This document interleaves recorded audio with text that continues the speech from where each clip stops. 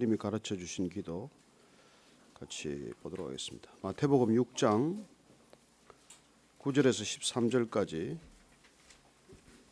같이 한 목소리로 읽겠습니다. 시작. 그러므로 너희는 이렇게 기도하라. 하늘에 계신 우리 아버지여, 이름이 거룩히 여김을 받으시오며 나라가 임하시오며 뜻이 하늘에서 이루어진 것 같이 땅에서도 이루어지이다. 오늘 우리에게 일용할 양식을 주시옵고 우리가 우리에게 죄 지은 자를 사하여 준 것 같이 우리 죄를 사하여 주시옵고 우리를 시험에 들게 하지 마시옵고 다만 악에서 구하시옵소서. 나라와 권세와 영광이 아버지께 영원히 있사옵나이다. 아멘. 하나님 아버지, 세례를 마치게 하신 것을 감사합니다. 우리가 이 시대를 살아가면서, 암울한 시대를 살아가면서 어떻게 기도해야 할지, 무엇을 기도해야 할지 주님께서 말씀을 통해 가르쳐 주셨는데, 오늘 주님께서 제자들에게 가르쳐 주신 기도를 통해 다시 한번 우리의 기도를 새롭게 하고자 합니다. 가르쳐 주실 때 배우게 하시고 배운 대로 기도하게 하여 주옵소서. 그리고 기도한 대로 살게 하여 주옵소서. 예수님 이름으로 기도합니다. 아멘. 주님께서 가르쳐 주신 이 짧은 기도는 누가복음과 마태복음을 보면 조금 다르게 나와 있습니다. 마태복음에서는 이 주 가르쳐 주신 기도문이 산상수훈의 기록이 되어 있고, 누가복음에서는 예수님께서 따로 기도하고 오시다가 제자들이 저희들에게도 기도를 가르쳐 달라는 요청에 주님께서 응답하신 것으로 기록이 되어 있습니다. 누가복음판이 조금 더 짧아요. 그래서 학자들은 마태복음에 기록된 이 기도문은 주님께서 가르쳐 주신 기도를 공예배 때 사용하기 위해서 조금 더 다듬은 것으로 보고 있습니다. 어찌됐건 한 가지 목적은 분명합니다. 누가가 기록한 것이건 마태가 기록한 것이건 기도는 배워야 할 필요가 있었다는 것입니다. 유대인들은 누구보다도 기도를 열심히 하는 사람들이에요. 하루에 3번씩 정말 빠지지 않고 시간을 정해놓고 기도하는 사람들입니다. 기도를 안 해온 사람들이 아니에요. 열심히 기도를 했음에도 불구하고 왜 그들이 예수님께 다시 제자들에게 기도를 가르쳐 달라고 요청을 하게 되었느냐는 것입니다. 오늘 우리가 이 제자들이 항상 기도하던 사람들이 제자들에게 기도를 가르쳐 달라는 요청을 하게 된 그 배경을 조금 살펴볼 필요가 있어요. 그래서 누가복음 우리가 11장 1절 말씀을 한 번 더 찾아보겠습니다. 누가복음 11장 1절 찾으신 분은 같이 읽습니다. 시작. 예수께서 한 곳에서 기도하시고 마치심에 제자 중 하나가 여짜오되 주여, 요한이 자기 제자들에게 기도를 가르친 것과 같이 우리에게도 가르쳐 주옵소서. 그리고 예수님께서는 원래 세례 요한과 함께 그 제자로 있었던 것을 우리는 알게 됩니다. 그리고 예수님께서 세례 요한은 금욕을 선포하고 회개를 선포했던 분입니다. 그러나 예수님께서 하나님 나라를 새롭게 선포하시면서 세례 요한의 제자들이 예수님의 제자로 이렇게 어떻게 보면 적을 옮긴 사람들이 생겼습니다. 그러니까 예수님 제자 가운데 지금 세례 요한의 제자였다가 다시 예수님께로 온 제자가, 세례 요한은 제 기도를 가르쳐 주었는데 왜 예수님께서는 안 가르쳐 주십니까? 주님께서 지금 하시고 계신 하나님 나라, 선포하신 하나님 나라에 합당한 기도를 저희들이 배워야 되지 않겠습니까? 하는 요청을 드렸다는 것입니다. 지금까지 기도를 해왔지만은 예수님께서 새롭게 선포한 이 하나님 나라를 위해서는 새로운 기도가 필요하다는 것입니다. 유대인들은 늘 축복 기도를 해왔어요. 카디시라는 기도, 또 그리고 18번의 축복 기도, 이런 것들을 통해서 끊임없이 축복을 그렇게 받기 위한 기도를 해왔어요. 그런데 지금 이 제자들이 하나님의 나라를 위해서는 새로운 기도가 필요하고 배워야 한다라는 요청을 드리게 된 것입니다. 당시에 에세네파라든지 바리새인이라든지 이런 사람들은 그들의 어떤 고를 위해서, 그들이 추구하는 그런 가치를 위해서 기도를 만들어 온 것이죠. 그래서 예수님께서 지금 새로운 하나님 나라를 선포하셨다면 거기에 합당한 기도가 있어야 한다는 것입니다. 여러분, 종교란 끊임없이 우리의 복을 추구하는 그런 기도를 드렸다면, 신앙인이란 이미 복이 된 사람들이 이 세상 가운데 추구해야 할 가치를 놓고 기도하는 사람들이라는 것이죠. 그래서 이때까지 숱한 종교인들이 드려왔던 기도와는 다른 기도는 어디서 비롯되는 것입니까? 새로운 정체성에서 비롯되는 것이에요. 하나님 나라 백성이라고 하는 새로운 아이덴티티를 갖게 되면 그들은 하나님의 백성과 상관없이 살아가는 사람들과는 다른 기도를 할 수밖에 없고 해야 마땅하다는 요청을 드리게 된 것입니다.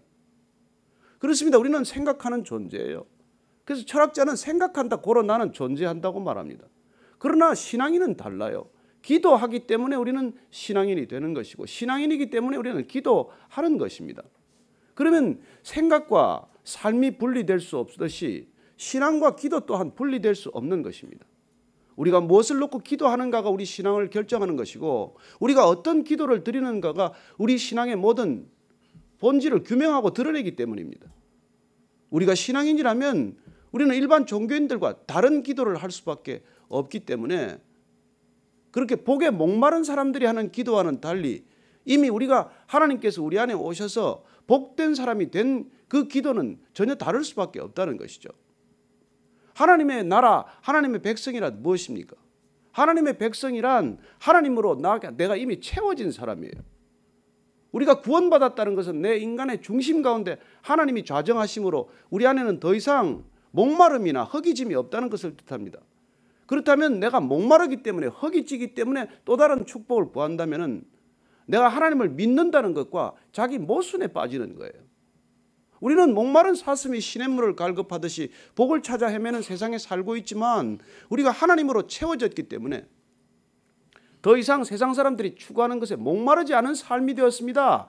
이런 고백을 올려드린다면 우리는 목마른 사람들이 구하는 것과는 본질이 다른 것을 구하게 되는 것이고 그게 구원받은 사람, 하나님의 나라 백성들이 구하는 것이 기도가 달라지는 이유라는 것입니다. 그래서 우리가 구원받았다는 것과 구원받지 못하는 사람들이 구하는 것과 다를 수밖에 없는 것이고 그게 만약 같다면 우리는 지금 우리 중심 가운데 하나님이 안 계신 거예요. 여러분 하나님이 안 계시기 때문에 우리는 여전히 목마른 거예요. 하나님이 안 계시기 때문에 우리는 여전히 부족감과 결핍감에 시달리는 거예요. 그러니 믿는다 우리가 하지만 여전히 우리가 그런 목마름, 하나님을 갈구하는 목마름이 아니라 하나님이 베풀어 주시는 축복의 목마른 존재라면 우리는 여전히 일반적인 종교인들과 다를 바가 없는 것이죠. 주님께서 이 땅에 오셔서 그래서 지금 마태복음에서는 이 주님이 가르쳐 주신 기도를 산상순이라고 하는 하나님 나라 백성에 대한 정체성을 규명하는 이 설교에다가 중간 한가운데 위치하고 있는 거예요. 하나님의 나라 백성이란 어떤 존재인가? 하나님 나라의 백성들은 복에 대한 관점이 다른 사람들이다. 그래서 복 얘기부터 시작하시는 거예요. 그리고 하나님 나라의 백성들은 일반 종교인들이 그 복을 위해서 추구하는 대표적인 종교 행위와는 상관이 없다. 그래서 복받기 위해서 구제하고 복받기 위해서 기도하고 복받기 위해서 금식하는 것과는 본질이 다르다는 얘기를 하시는 것이죠. 그리고 그런 것들로 여전히 목말라서 그러면 그런 것들을 채우기 위해서 내가 기도하고 구제하고 금식하고 선행을 한다면 그런 마일리지 가지고는 하나님 나라에 합당하지 않다는 것입니다. 그래서 예수님께서 이 산상수훈을 통해서 우리가 배우게 되는 것은 그리고 또 그 가운데 있는 이 주 기도문을 통해서 우리가 깨닫게 되는 것은 아하 하나님께서는 이 기도를 통해서 우리가 어떤 마일리지를 쌓는 것을 무의로 돌리시는 분이구나 하는 것을 알게 되는 것이죠. 그래서 우리가 그런 구제, 선행, 금식이라고 하는 대표적인 종교행위를 통해서 내가 100만 마일을 쌓았다고 하더라도 그 100만 마일의 마일리지는 네가 업그레이드 되는데 아무 소용이 없다.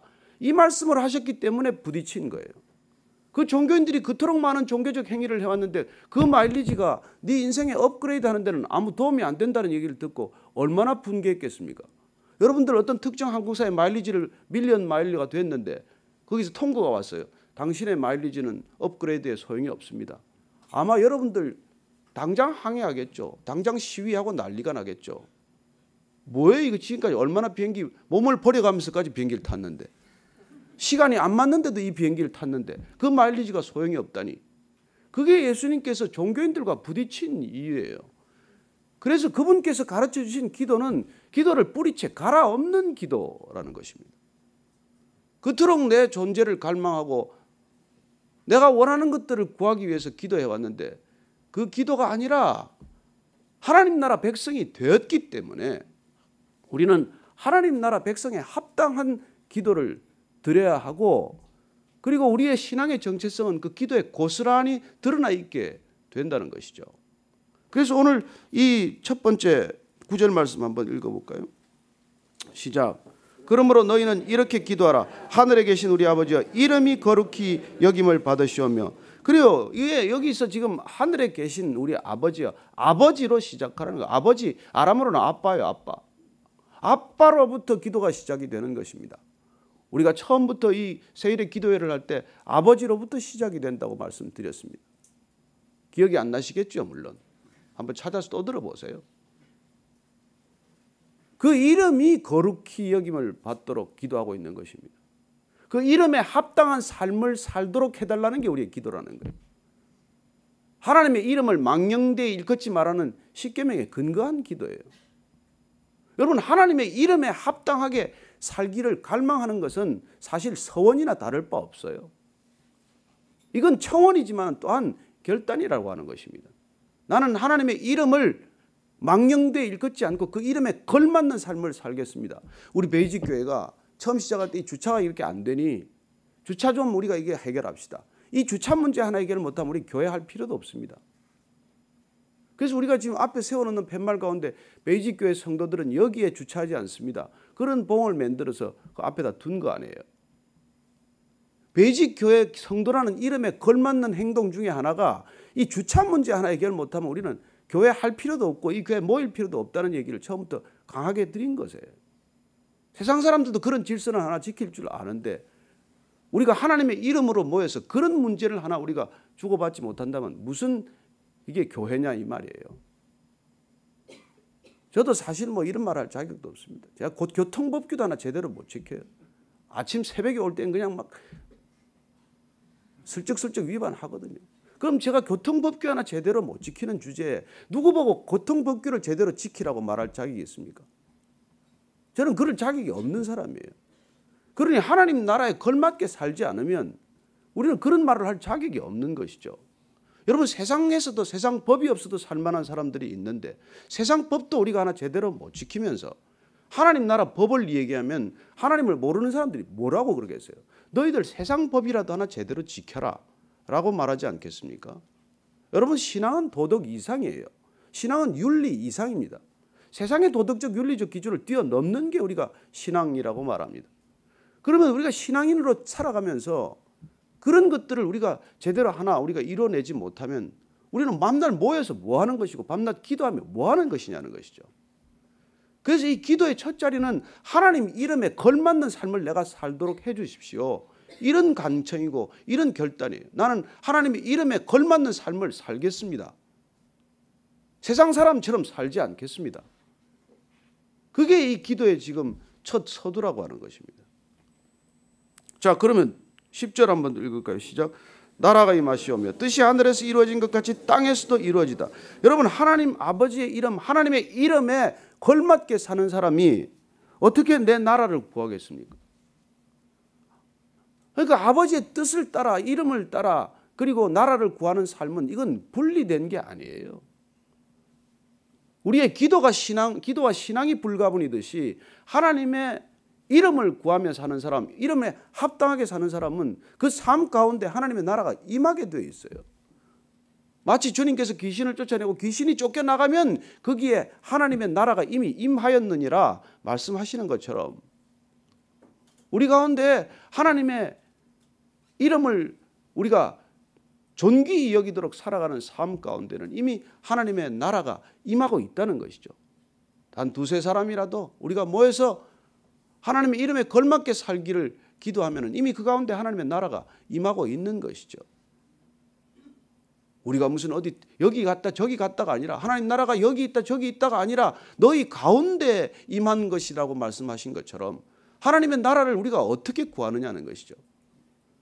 그래서 하나님의 이름을 먹칠하지 않고 하나님의 이름에 합당한 삶을 살기 시작하면 우리 가운데 이미 하나님의 나라가 이루어지고 있는 것이고 그런 하나님의 나라가 임하도록 기도하고 있고 또한 아버지의 뜻이 이 땅 가운데 이루어지도록 기도하고 있는 것이죠. 그렇습니다. 내 삶을 통해서 하나님의 뜻이 이루어지게 하여 주옵소서.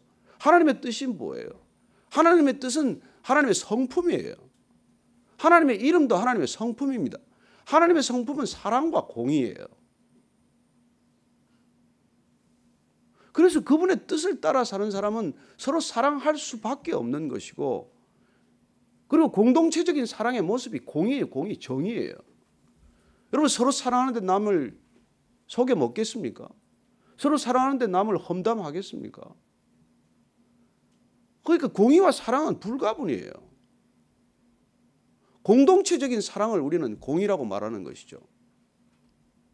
어떤 기준보다도 그 사랑, 그래서 그 사랑의 계명을 우리는 하나님 사랑과 이웃 사랑의 이중 계명으로, 그리고 그 계명 하나면 하나님 나라가 이미 이 땅에 임한 것이고 계명은 모두 완성된 것이라고 주님께서 말씀해 주셨고, 내가 그래서 너희들을 사랑하고 하나님을 사랑하기 때문에 이미 이 땅 가운데 모든 계명이 이루어졌다고 말씀하고 계신 것이고, 그런 어떤 계명의 완성을 위해서 이 기도를 가르쳐 주시는 것이죠.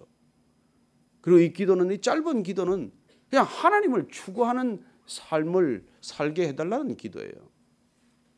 나 자신을 추구하는 이 세상 한가운데 오셔서 누구나 자기를 추구하고 있는 것이죠. 말은 우리가 어떻게 하든 간에, 무슨 포장을 하든 간에, 무슨 소리를 하든 간에 우리는 나를 추구하고 사는 삶을 속일 수가 없어요. 왜요? 찔러보면 아니까. 발 한번 밟아보면 아니까. 옆구리 한번 쳐보면 찔러보면 아니까. 그래서 우리는 이 기도를 매일 드릴 수밖에 없는 거예요. 우리 본성이 거스르는 기도니까. 우리가 본능적으로 하는 기도와는 이게 전혀 다른 기도이기 때문에. 우리의 기도는 그렇지 않아요. 내 이름이 유명해지게 하옵소서, 내 나라가 임하게 하옵소서, 내 뜻이 이루어지게 하옵소서, 이거 평생 붙들고 기도하는 거 아닙니까?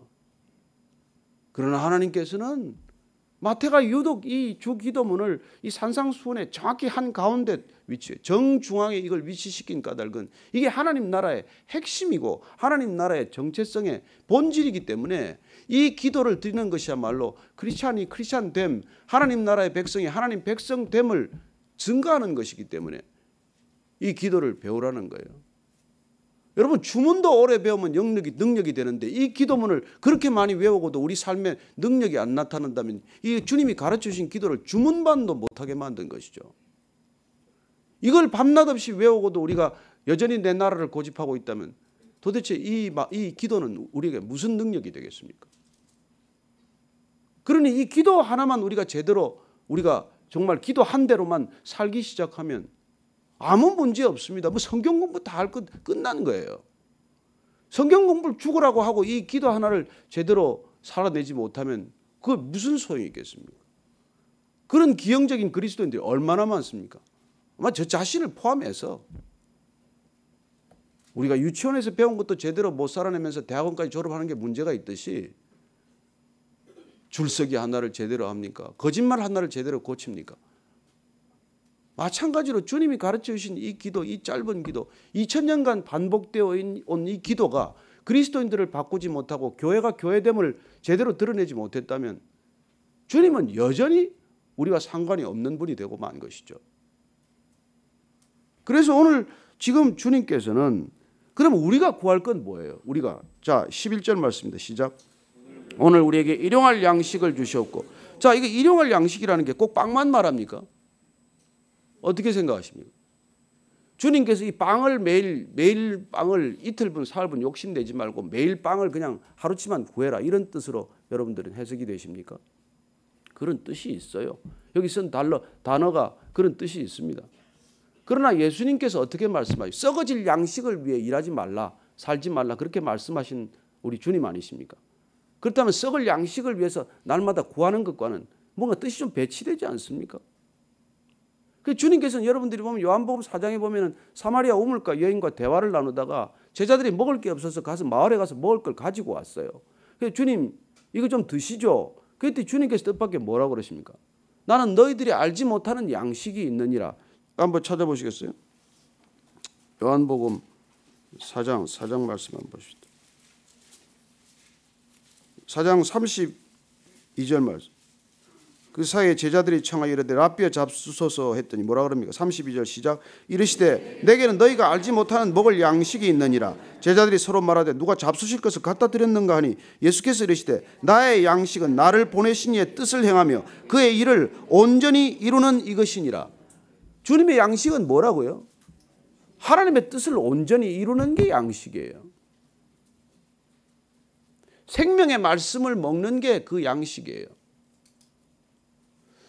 저는 여러분들이 일용할 양식을 구하는 것이 오늘 하루에 뭐 일당을 달라는, 먹고 살 세 끼 양식을 달라는 그런 뜻이 없는 것이 아니지만, 그러나 우리가 더 깊은, 주님께서 이렇게 특별히 기도를 가르쳐 주시고 하나님 나라를 추구하도록 하는 그 기도의 전체적인 맥락에서 보면 일용할 양식을 구하는 것조차도 그 하나님의 나라를 이루어낼 수 있는, 살아낼 수 있는 그런 일용할 생명의 말씀을 달라는 거예요. 그런 생명의 능력이 있어야 우리가 그걸 살기 때문에.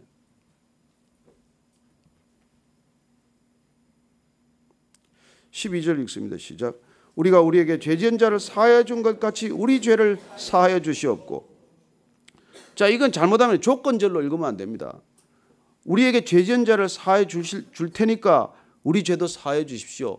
이렇게 읽으면 안 되는 거예요.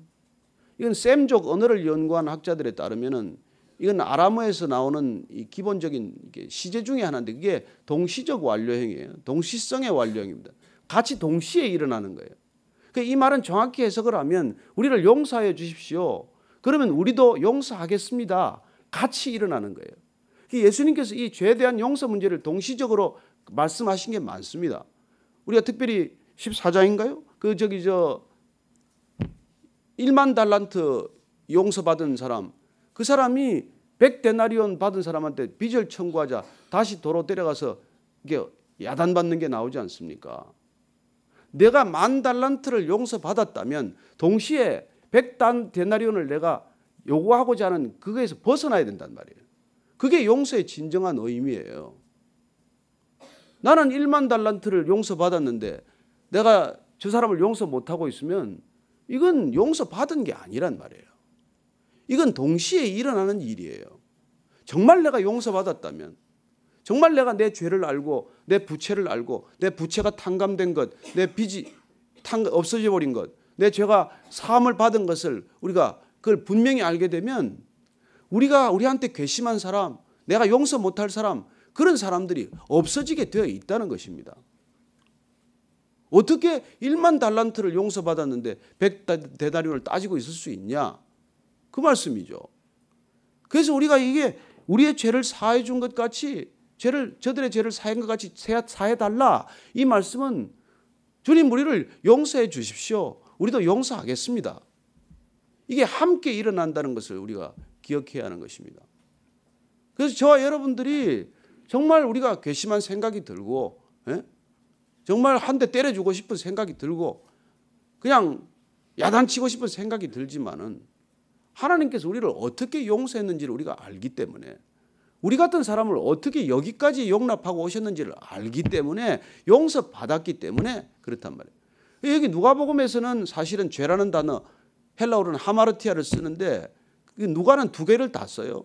오페일레만가 하는 이 단어는 완전히 빚이에요. 그래서 마태복음판에서는 내가 빚을 사함 받은 것처럼 빚을 사요. 빚이라고 다 되어 있어요.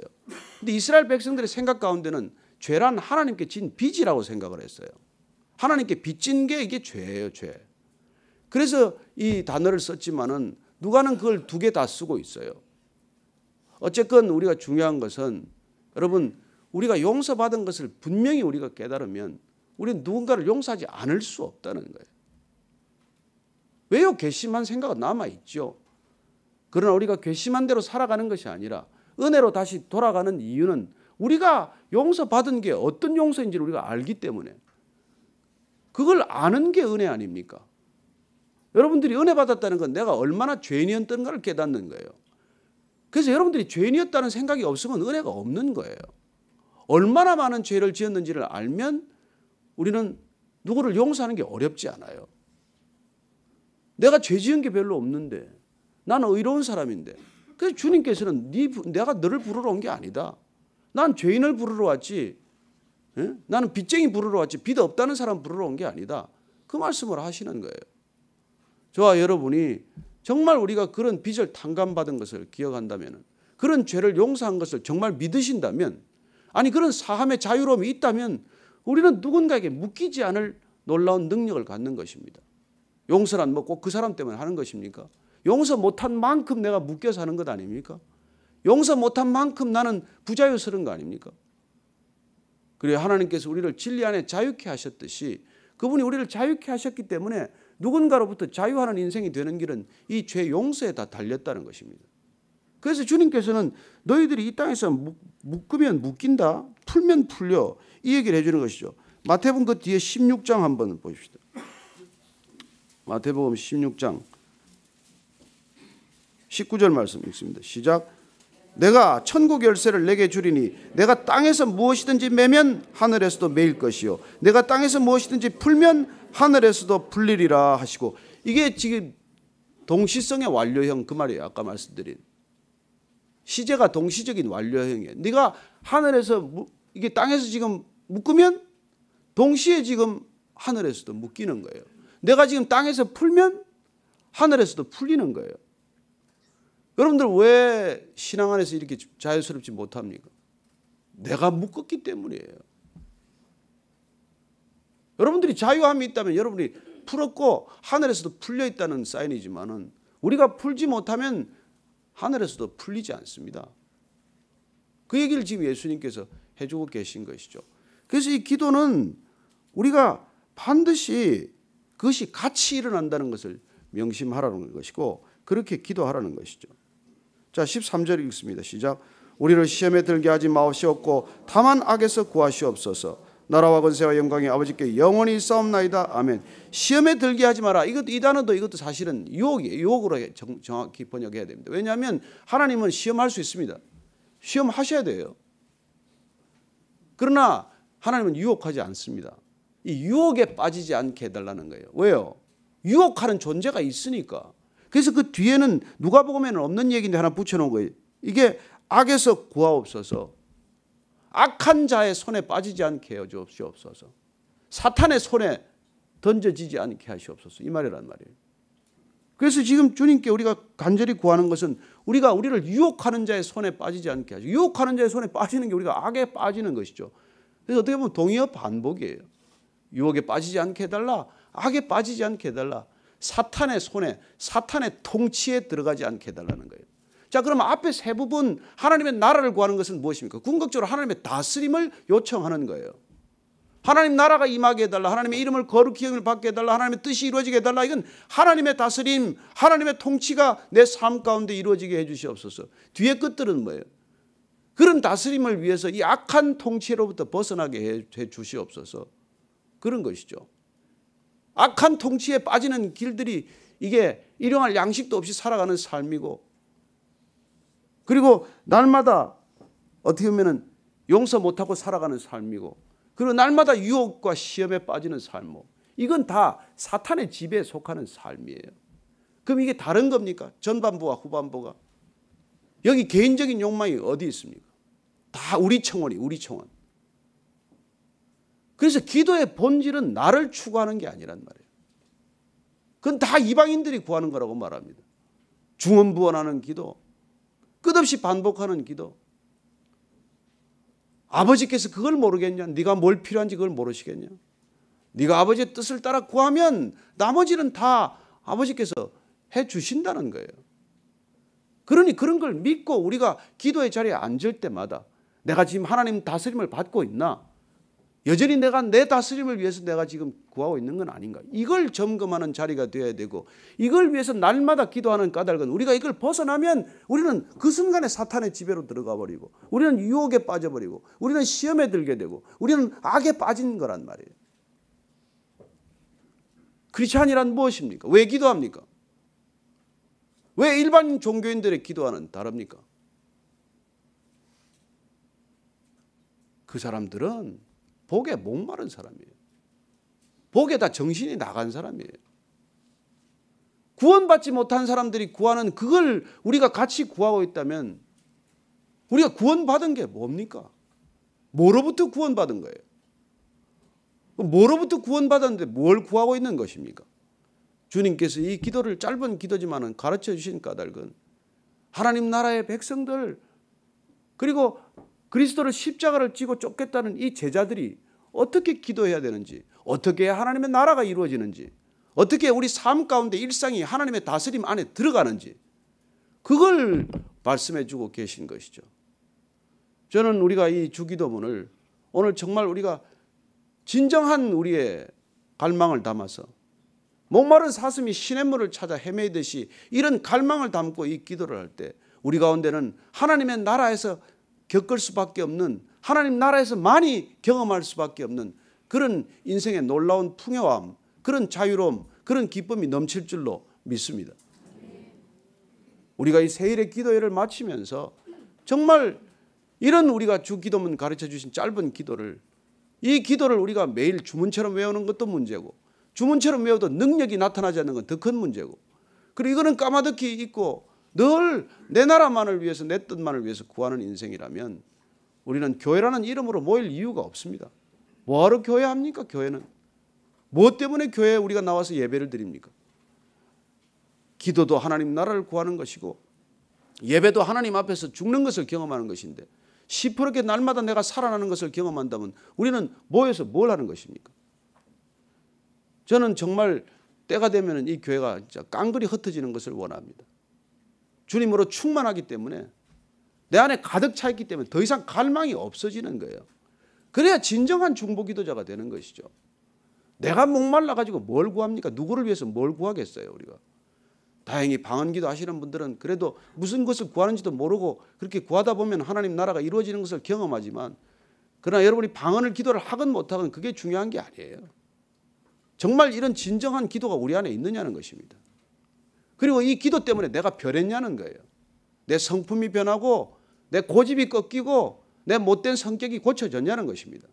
이런 기도를 하면서 안 고쳐졌다면 기도 안 한 거예요. 단언하건대 기도 안 한 겁니다. 뭐 여러분들한테 괜히 이게 또 뭐 야단치는 것 같아서 죄송합니다. 그러나 우리가 정말 이 기도의 그 소중함, 이 보화, 이때 하나님의 나라가 임하는 거거든요. 이게 임하는 곳이 교회란 말이에요. 이게 이 기도가 이루어지는 곳이 교회란 말이에요. 교회. 그런데 교회가 어떻게 사람들한테 비난받을 수 있습니까? 오늘 우리가 이 기도를 마음을 담아서 같이 우리가 한번 찬양을 하고 주기도문 송을 한번 우리가 같이 찬양하고 이렇게 하겠습니다. 같이 기도하고 찬양하겠습니다. 하나님 아버지, 잘 배웠습니다. 배운 대로 살게 하여 주옵소서.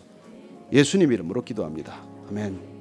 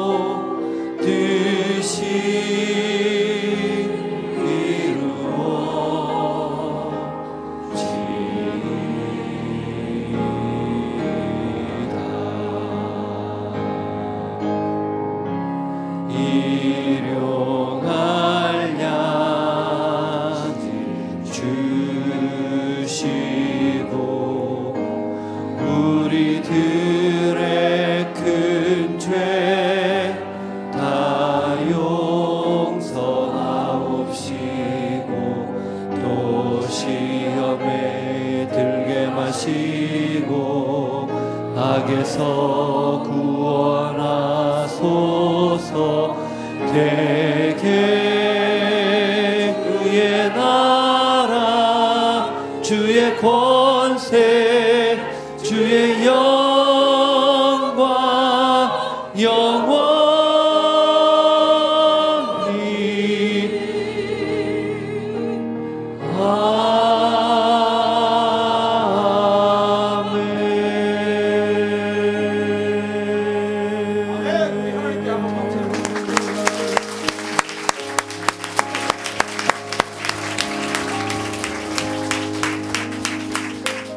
다 같이 주기도문 함께 한 번 더 암송하고 오늘 예배를 마치겠습니다. 하늘에 계신 우리 아버지여, 이름이 거룩히 여김을 받으시오며 나라가 임하시오며 뜻이 하늘에서 이루어진 것 같이 땅에서도 이루어지이다. 오늘날 우리에게 일용할 양식을 주시옵고 우리가 우리에게 죄지은 자를 사하여 준 것 같이 우리의 죄를 사하여 주시옵고 우리를 시험에 들게 하지 마시옵고 다만 악에서 구하옵소서. 나라와 권세와 영광이 아버지께 영원히 있사옵나이다. 아멘. 아멘.